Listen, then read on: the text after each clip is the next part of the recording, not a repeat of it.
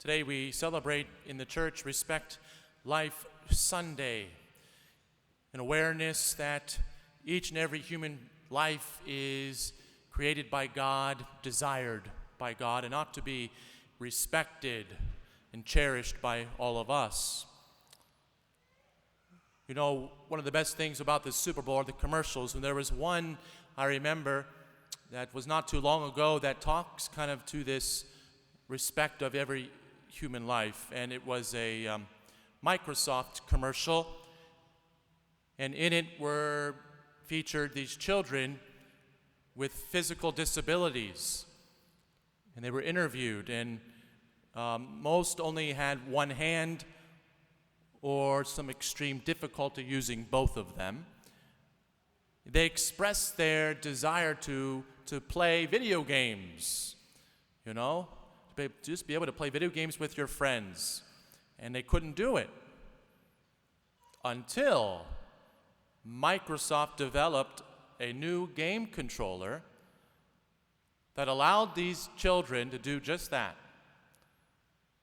to be able to play video games with your friends. And one of the kids says in the commercial, no matter how your body is or how fast you are, you can play.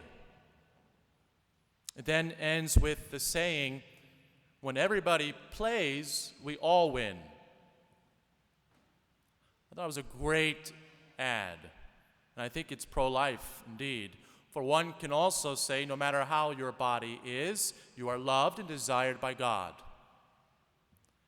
And when everyone is loved, we all win.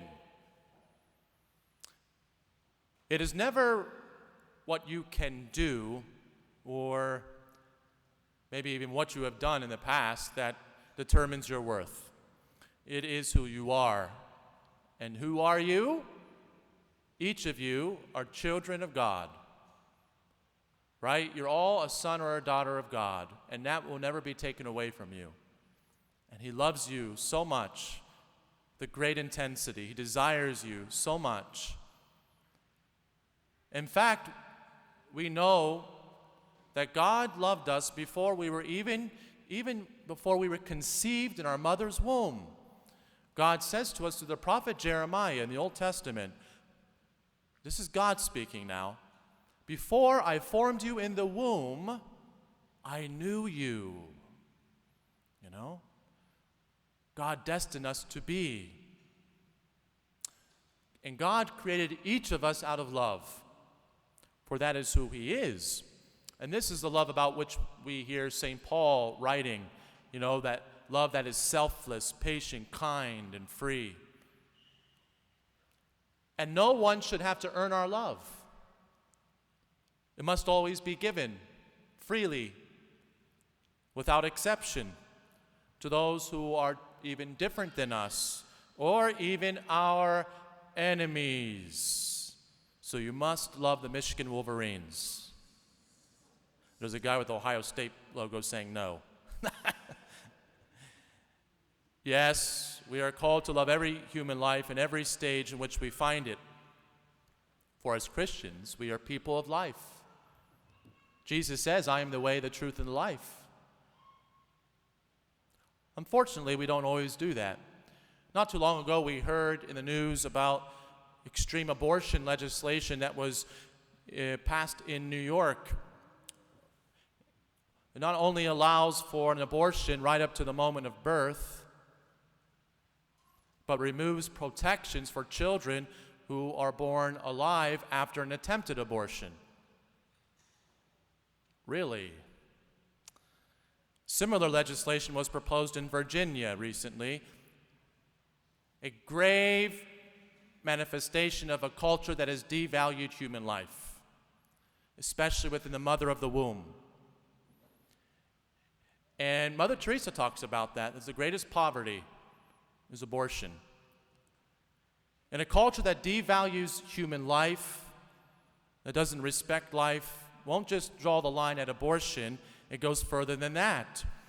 That culture, and we see it, creates an environment that cheers capital punishment, that cheers it. It's a culture that legalizes assisted suicide. When people are depressed, we allow them to kill themselves. It supports torture, the degradation of human dignity. It enables bullying and racism.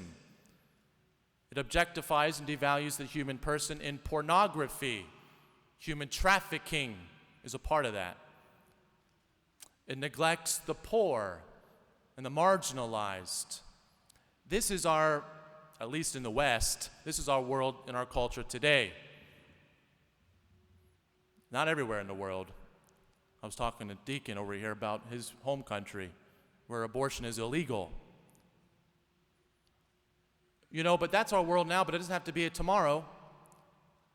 And while we can pray that laws are enacted that protect all human life, laws can't change a country's values.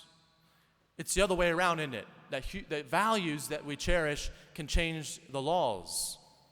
So marching and protesting, campaigning, lobbying, these are important, very important, but they can only do so much.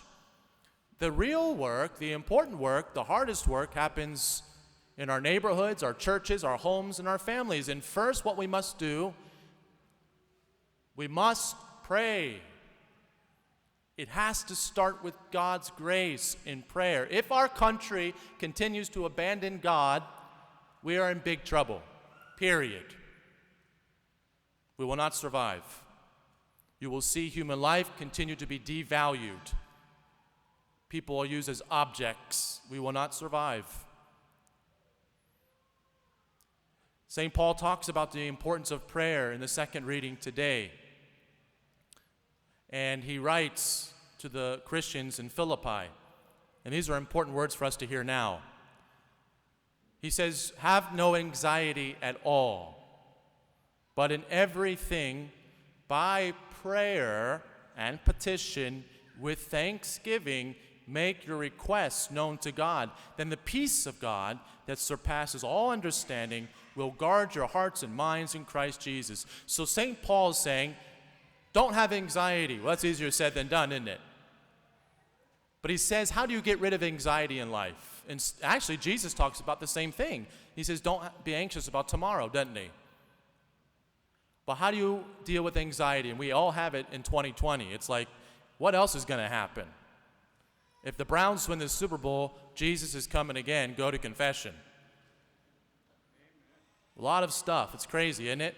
But St. Paul says how to deal with it. He says by prayer. Seriously now, I'm telling the truth, prayer. If we think, boy, I've been so overwhelmed with anxiety, I have a question for you. Have you really been praying? I mean, really?